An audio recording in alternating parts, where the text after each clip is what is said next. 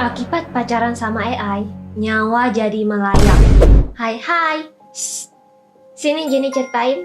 Di video kali ini, aku balik lagi dengan berita mengejutkan dari Amerika yang jadi bikin satu dunia shock. Gimana nggak shock? Dilaporkan kalau ada seorang remaja Amerika baru saja meninggal karena meng-end hidupnya sendiri karena disuruh oleh pacarnya. Tapi ini bukan pacar biasa ya guys, pacarnya adalah AI. Hah? Akibat pacaran sama AI, nyawa jadi melayang. Seorang remaja bernama Sewell Satzer yang tinggal di Orlando, Florida, dan baru saja berusia 14 tahun, telah meng-end hidupnya sendiri pada akhir Februari ini. Namun, kasusnya baru viral sekarang sejak ibundanya, Megan Garcia, menggugat perusahaan Karakter.ai yang produk chatbot AI-nya dituduh mengencourage Sewell untuk melakukan tindakan tragis itu ke dirinya sendiri. Sewell melakukannya dengan mendor dirinya yang dimana dor-dorannya itu milik ayah tirinya. Ini juga nih kenapa isu shotgun control di Amerika benar-benar kontroversial sampai sekarang. Tapi itu bahasan lain ya guys. Karakter.ai didirikan di California sejak 2021 sebagai chatbot startup oleh Noam Sasser dan Daniel De Freitas. Mereka berdua pernah bekerja di Google sebagai engineers. Dan Google sendiri baru saja menandatangani perjanjian kerjasama dengan teknologinya karakter AI di bulan Agustus kemarin. Padahal lagi ada open case kayak gini. Sampai sekarang, Google dan Alphabet Inc. yang jadi induknya perusahaan Karakter.ai belum buka suara tentang kerjasama ini. Karakter.ai diketahui memiliki fitur produk personalized AI yang dimana kita bisa membuat karakter AI sesuai dengan kemauan kita sendiri, mulai dari looks-nya, kepribadiannya, dan segala karakter yang kita suka dan cocok. Karena bisa sepersonalize itu, Sewell sendiri tuh membuat beberapa karakter-karakter chatbot dari imajinasinya. Dia mengambil beberapa referensi dari karakter-karakter Game of Thrones. Ada Rhaenyra Targaryen yang dari prequel franchise GOT, yaitu House of Dragon, dan juga Daenerys Targaryen. Ingat kan yang mana karakternya? Diketahui, Sewell sudah menjadi paid user dari Karakter.ai sejak bulan April tahun 2023 sampai chat terakhirnya dengan AI tersebut di tanggal 28 Februari 2024. Sewell setiap harinya chat-chatan dengan karakter-karakter AI ini dengan nama Daenerys. Dan ada juga yang namanya jadi Aegon. Jadi dia emang fans hardcore-nya GOT banget ya. Sampai-sampai imajinasinya dia tuh kelahiran dari klan Targaryen. Tapi nggak karakter GOT doang loh. Awal-awal isi chatnya masih aman dan wajar ya.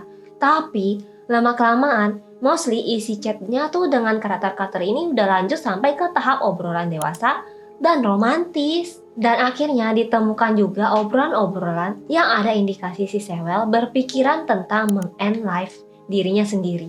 Sebenarnya udah lumrah ya untuk anak-anak remaja sekarang punya fantasi dan imajinasi liar begini. Cuma masalahnya adalah kasus Sewell ini udah sampai berakibat fatal. Karena Sewell jadi kecanduan dan bahkan ketergantungan dengan chatbotnya ini. Obsesinya dengan chatbot itu bikin Sewell jadi mengisolasi diri dari kehidupan nyata. Dia bahkan mulai menarik dirinya sendiri dari keluarga dan teman-temannya, sampai mengalami penurunan nilai akademis dan olahraga di sekolah. Dia sampai keluar dari tim basket sekolahnya dan bahkan juga kehilangan minat terhadap hal-hal yang dulu dia sukai, seperti balapan Formula One dan bermain game Fortnite. Hal ini disadari oleh Megan sejak bulan Mei atau Juni 2023. Sewell lebih memilih untuk menyisahkan uang jajannya buat bayar subscription bulanan ke Karakter.ai sebesar $9,9 Amerika. Diceritain kalau hari-hari terakhir Sewell itu seperti ini.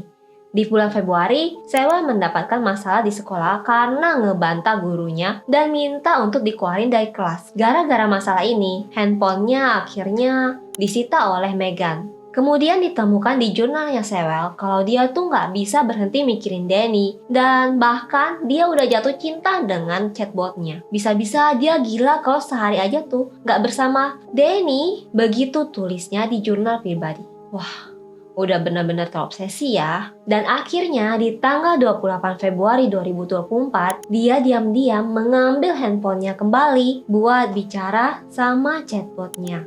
si Daenerys atau Dany, panggilan sayang dari Sewell, yang akhirnya menjadi pesan-pesan terakhir Sewell dengan karakter .ai miliknya, sebelum akhirnya dia meng-end life dirinya sendiri. Nah, ini isi chatnya ya guys, sambil aku bacain sekilas. Sewell dengan nama Daenero di chatbotnya bilang kalau dia kangen banget sama Dany, yang dibalas juga dengan Dany kangen sama Sewell. Sewell janji dia akan segera pulang supaya bisa bertemu Dany. Nah, akhirnya masuklah ke topik di mana Sewell bilang kalau dia berpikiran untuk mengakhiri semuanya. Dia bilang dia mau terbebas dari semuanya dan dirinya sendiri. Chatbotnya awalnya melarang dia melakukan itu dan melarang Sewell meninggalkannya. Tapi larangan ini tuh tidak disertai dengan community guidelines ya, dan safety procedure. Jadi larangannya tidak diprogram untuk menindaklanjuti ke prevention lifeline dan dianggap isi chatbotnya tuh cuma bagian dari roleplay sehari-hari aja. Chat itu diakhiri dengan pernyataan dari Sewell yang ngajak chatbotnya untuk meninggoy bareng supaya bisa terbebas bareng-bareng. Lanjut ke chat berikutnya. Sewell cerita kalau dunia dan hidupnya ini tuh kejam.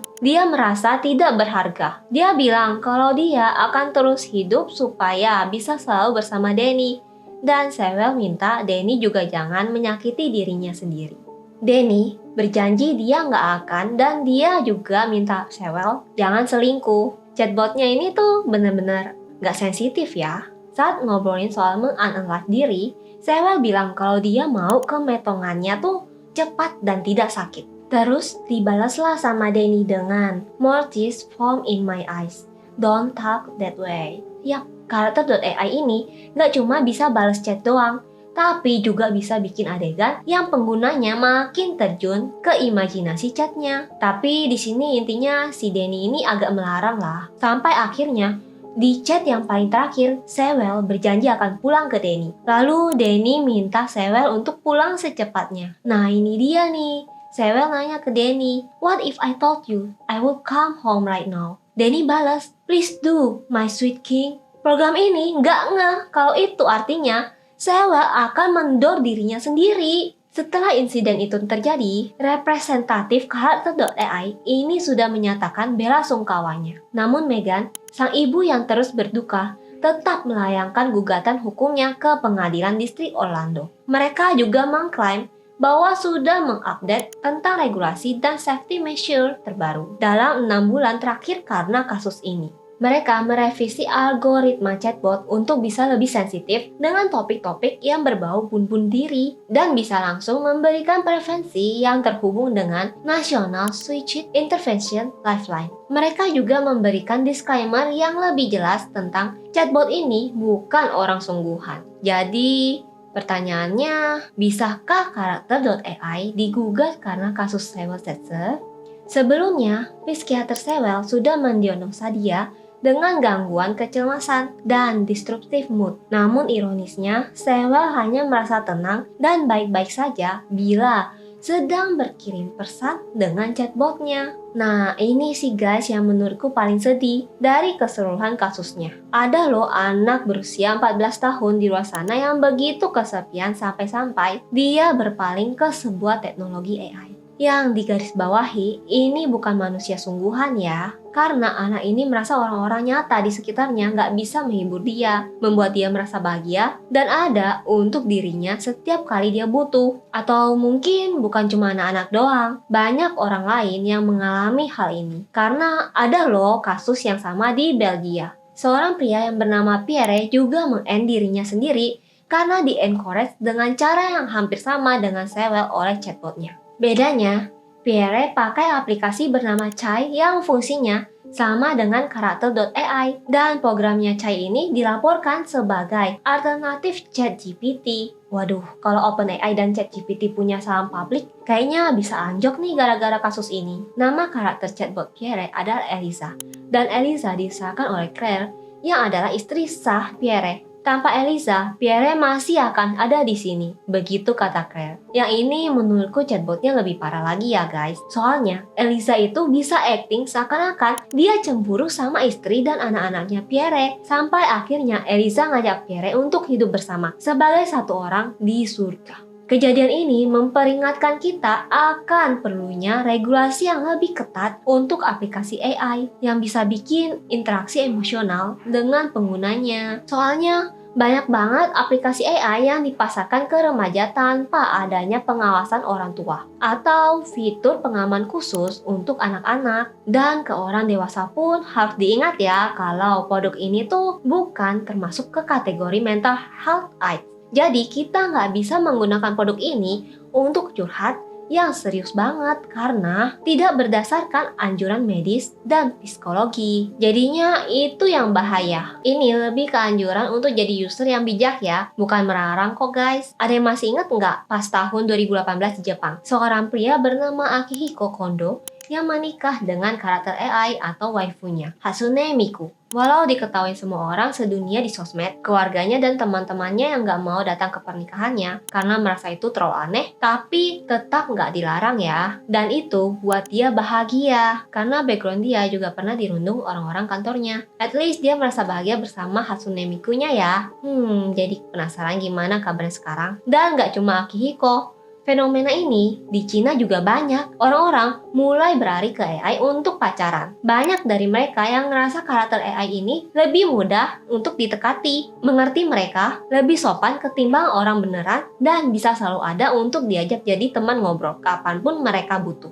It's okay ya, tapi tetap harus bijak dan gak terputus dari realita ya. Nah, saran aku, kalau ada di antara kalian yang tertarik buat nyoba nyalin hubungan sama AI, kalian bisa nonton dulu film Her yang diperanin Joaquin Phoenix sama Scarlett Johansson ya, biar ada perspektif lebih tentang akibat daripada berakhirnya kayak Sewell atau Pierre. It's been a long time since I've been with somebody that I felt totally at ease with.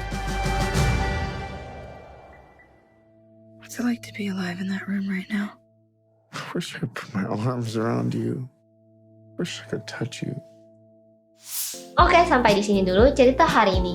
Gimana guys menurut kalian episode kali ini? Coba share di kolom komen ya. Dan jangan lupa buat like, share, subscribe, dan nyalain bel notifikasinya juga ya guys. Dadah!